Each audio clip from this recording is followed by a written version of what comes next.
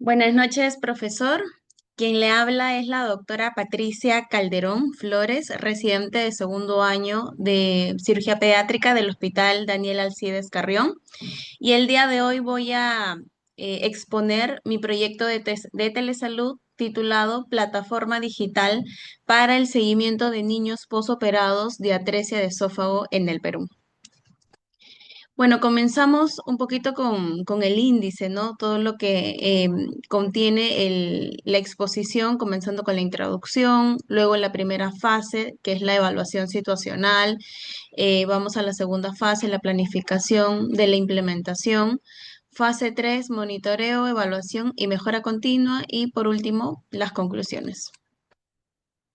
Bueno, con respecto a la introducción, como bien sabemos, la atresia de esófago es una malformación congénita donde no hay una continuidad del esófago hacia el estómago y con frecuencia está asociado a una fístula, ¿no? Hacia la tráquea, que es el tipo, dentro de la clasificación de atresia de esófago, el subtipo 3, que es la más frecuente. Cuando se diagnostica a un recién nacido de atresia de esófago, siempre se tiene que realizar un cribado o un descarte de otras malformaciones porque suelen estar dentro de lo que se denomina la asociación Bacter, ¿no?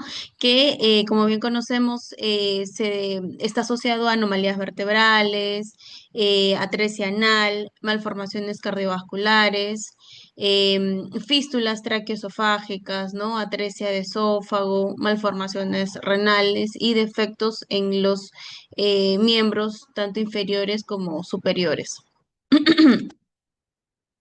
Ya, bueno, con respecto a la descripción de la problemática, se estima que cerca de 150 recién nacidos al año nacen con esta malformación. Más o menos viene siendo cada uno por 3.000 nacidos, ¿no? O sea, un niño que nace con atresia de esófago en 3.000 nacidos vivos. Si bien es cierto, el pronóstico de vida tiene que ver con las anomalías asociadas, ¿no?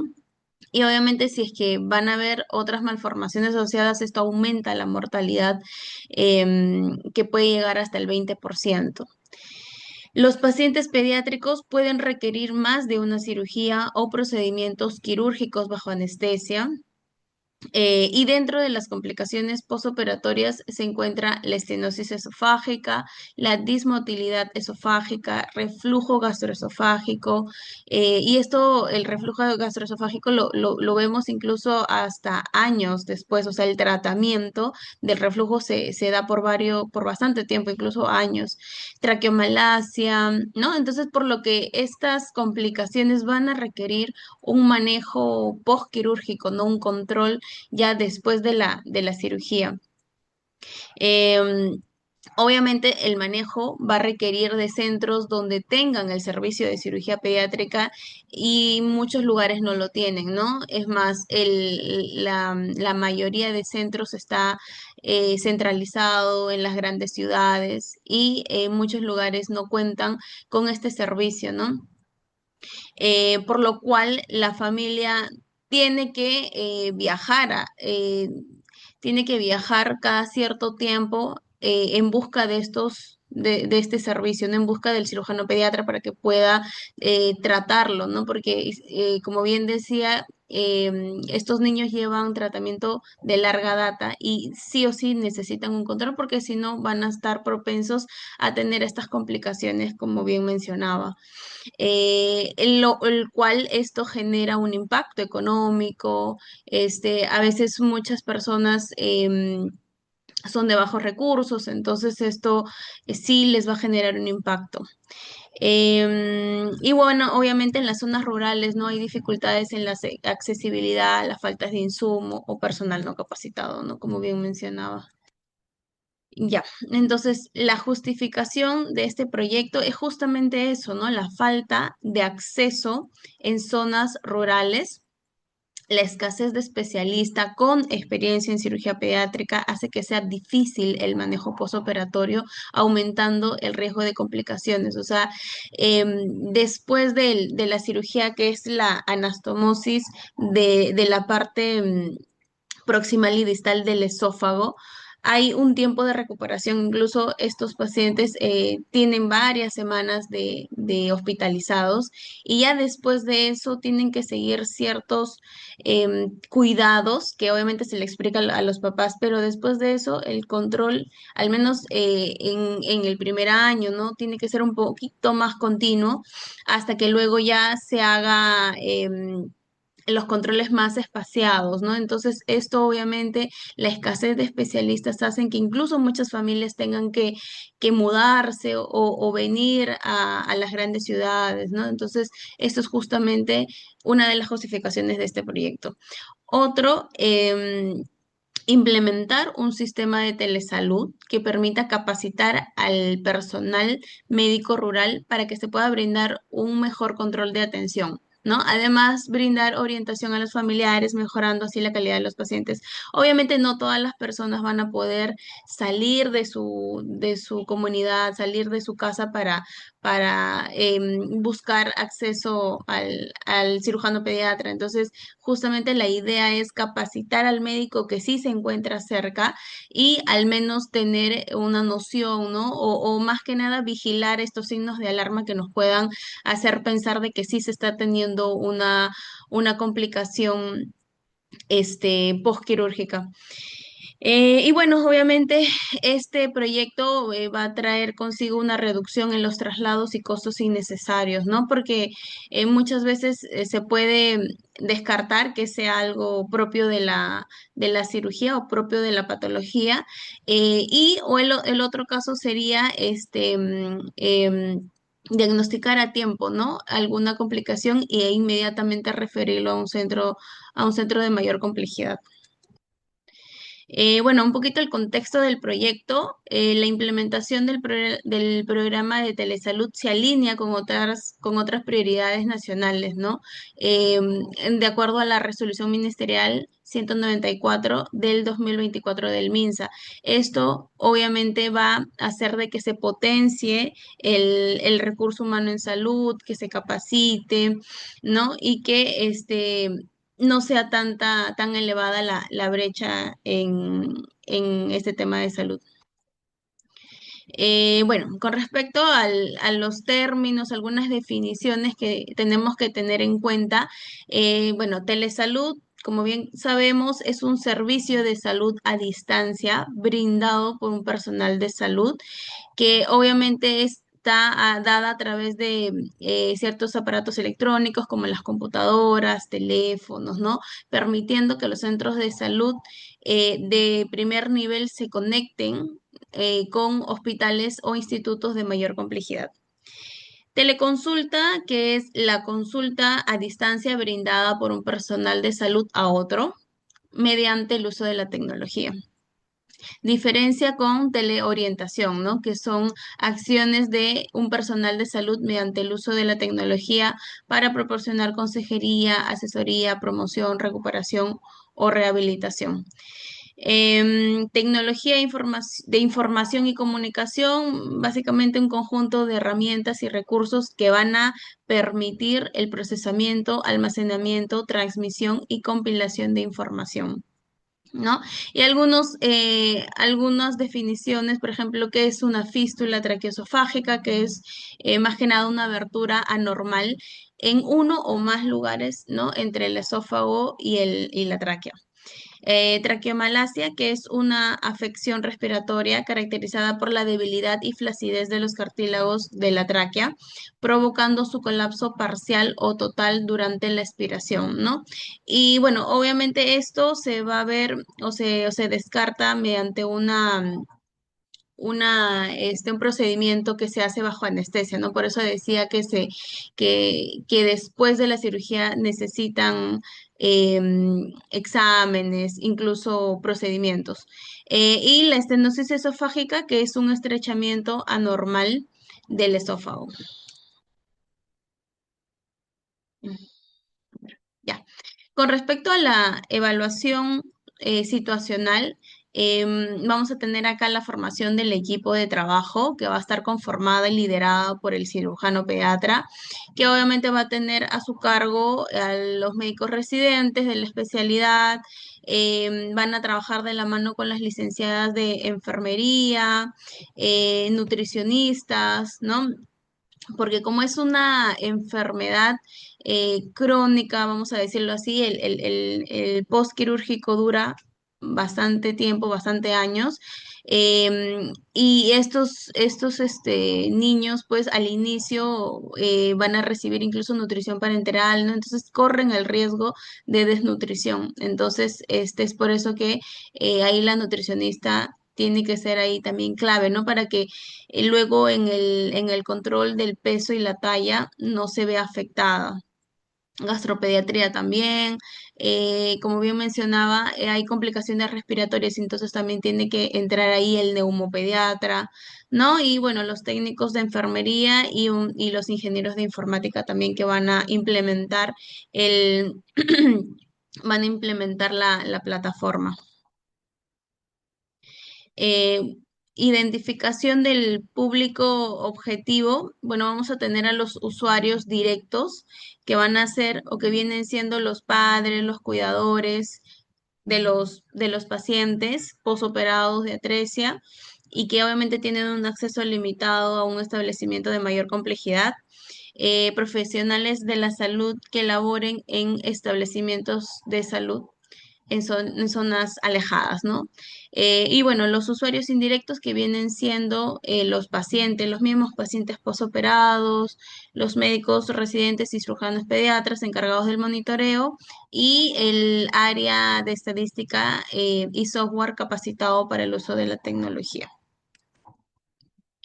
Ya, con respecto al análisis del entorno, vamos a tener de que ya hay experiencias, ¿no? Sobre la utilización o sobre la implementación de tecnologías similares y, bueno, estos estudios o estas experiencias anteriores concluyen que es clave la gestión del cuidado de los padres que estén bien asesorados por el personal de la salud y que obviamente haya un manejo de la tecnología médica en el hogar. Esto, como bien menciona, es clave, ¿no? O sea, con esto podemos evitar de que tengan complicaciones posquirúrgicas que en algunos casos son frecuentes. El uso de la tecnología en la actualidad, actualmente pues se ve formación de grupos, de apoyo, ¿no? Para padres, charlas virtuales que hacen algunos profesionales de la salud, ¿no? Eso sí se ve muy frecuente. Con respecto a las oportunidades y brechas tecnológicas, esto nos va a brindar un acortamiento, ¿no? De esa brecha. Obviamente esto va a mejorar significativamente la calidad de vida de los niños y bueno, va a ser también una reducción de la carga en hospitales de referencia, ¿no? Con respecto a la salud digital o incluir la salud en los medios digitales, esto podría ser una oportunidad, ¿no? Para que se implemente la tecnología, el uso de computadoras en los profesionales de salud, ¿no? Que no están muy familiarizados o que no tienen esa costumbre de hacerlo digital, ¿no? Em, Tenemos la infraestructura, ¿no? En algunos lugares, como no hay acceso al internet, entonces podría ser una oportunidad para que puedan tener conexión a internet. Eh, Se tiene que tener un acceso e integración de datos, ¿no? En el sistema de salud. Y bueno, esto está respaldado con algunas normas vigentes, ¿no? Como la Ley Marco de Telesalud, el Decreto Legislativo número 1490, ¿no? Que tienen conceptos asociados a la telemedicina, y la Ley 29733 que protege los datos de los pacientes. Ya.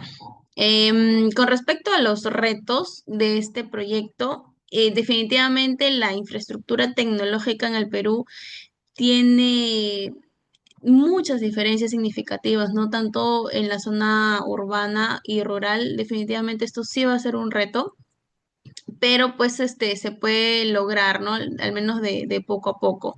De todas maneras, va a haber una resistencia al cambio, hay gente adulta, ¿no? O incluso adulta mayor que no se está familiarizada con el uso de las computadoras, o sea, se va a tener que concientizar bastante en este aspecto de que lo mejor es incluir la tecnología en el servicio, ¿no? Y que esto puede mejorar la atención, puede ser más rápido incluso la atención con esto. Incluso, por ejemplo, para sacar citas ya no se necesita venir y hacer cola, simplemente escribir tal vez por WhatsApp, ¿no? Entonces esto definitivamente va a hacer de que la fluidez sea más, ¿no? Que sea más fluido la atención. Pero de todas maneras, seguramente va a haber resistencia al cambio de algunas personas. La falta de disponibilidad de los dispositivos, bueno, eso sí es un reto, ¿no? Con respecto a las oportunidades, la mejora en la atención médica y en la reducción de los costos, acceso a pacientes de zonas remotas a atenciones especializadas, y fortalecer el monitoreo de pacientes y evitar así sus complicaciones. Esto es muy importante porque a veces muchos pacientes se pierden. Quiere decir de que van a un centro, a un hospital grande, ¿no? El niño se opera, todo eso, y luego como no son de la ciudad y viven muy lejos, obviamente regresan a su lugar de donde viven y luego ahí como que se pierden porque viven muy lejos, no tienen acceso a internet tal vez, ¿no? Y así estos pacientes se pierden y a veces eso hace muy difícil el monitoreo de estos pacientes que sí o sí necesitan ser monitorizados porque incluso en algunos lugares se les monitoriza hasta los 10 años, ¿no? Y pueden tener una calidad de vida buena, ¿no? Una calidad de vida buena, obviamente teniendo todos los cuidados necesarios. Y bueno, ya yendo a la fase 3 que es la planificación de la implementación, hay que primero tener un registro de los datos de los pacientes, ¿no? Desde la afiliación, hay que saber bien los antecedentes, tanto prenatales, ¿no? Porque si bien es cierto, esta enfermedad es una malformación congénita de diagnóstico prenatal, o sea, antes del nacimiento ya sabemos ya que va a tener una atresia de esófago. em, cómo es que nació, si hubo alguna complicación o no, antecedentes familiares, ¿no? Quirúrgicos, alergias, todo eso hay que registrarlo primero en una base de datos. Em, Hay que implementar actividades para padres también, ¿no? A través de las charlas continuas, se puede crear grupos de apoyo, hacer videos interactivos, y bueno, también crear manuales o guías, ¿no? Para los padres, para que ellos puedan leer y saber, ¿no? Qué hacer ante alguna emergencia. Lo otro es un programa de dudas y emergencias, ¿no? Tal vez una línea de atención rápida en caso de emergencias para que ellos puedan acudir de forma rápida.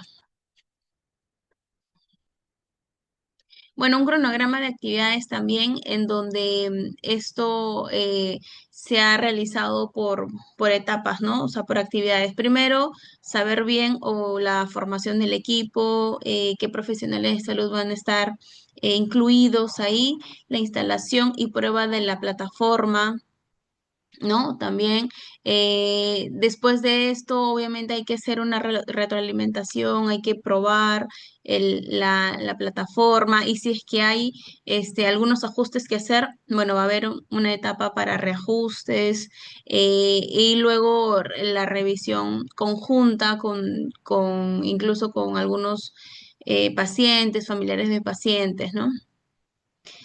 Y bueno, esto se puede dar hasta en un lapso de 6 meses. También hay que tener en cuenta el costo, ¿no? De la implementación, porque obviamente diseñar y programar un software cuesta, obviamente. Entonces, y no solo el diseño y la programación, sino también los ajustes, hay que hacer una prueba piloto, todo ello demanda tiempo y obviamente tiempo ¿no? Es dinero que se le va a pagar al personal. Adquirir equipos tecnológicos porque probablemente para la realización de este software se necesita de buenos equipos tecnológicos, una buena conectividad al Internet, ¿no? Este, hay que capacitar al personal, entonces todo esto nos va a demandar de tiempo. Hay que elaborar manuales y guías de referencias, ¿no? Y también la creación de material educativo para los padres y cuidadores. Entonces, todo esto se tiene que tener en cuenta, ¿no? El costo de toda esta implementación. No solamente el costo de implementación, sino también el costo del mantenimiento a largo plazo, porque este es un proyecto que va a ser a largo plazo, ¿no? El soporte técnico, las actualizaciones de plataforma, como va a ser algo interactivo, o sea, va a ser una plataforma creada.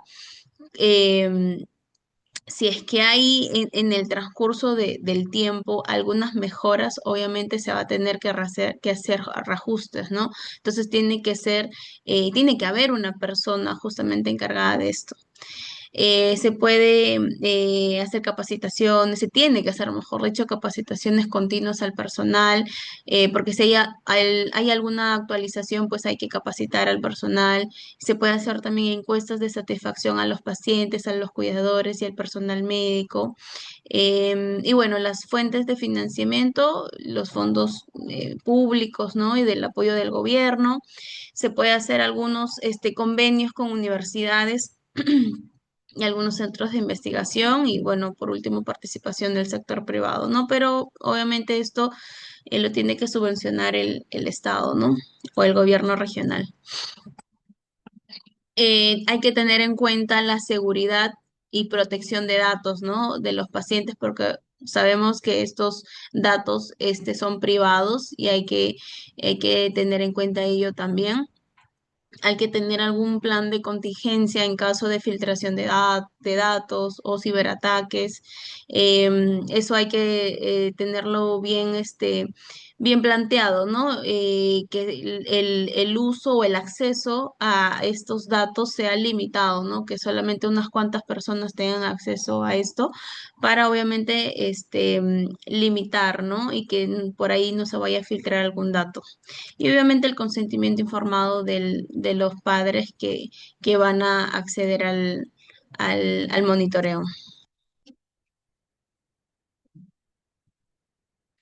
Bueno, y con respecto ya a la fase 3 de monitoreo, evaluación y mejora continua, con esto lo que se va a lograr es reducir estas complicaciones, como bien mencionaba, de reflujo gastroesofágico, estenosis esofágica, traqueomalacia, desnutrición y retraso en el crecimiento y disfunción de cuerdas vocales.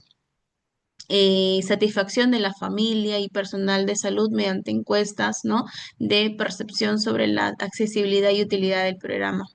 Hay que hacer la medición del número de consultas también presenciales que se puedan evitar, ¿no? O sea, al ser una plataforma de monitoreo virtual, de todas maneras, ya no se va a necesitar tanto esas consultas presenciales, ¿no? Salvo que sean necesarias, ¿no? Pero si no, si son preguntas que sí se puedan resolver, no hay problema.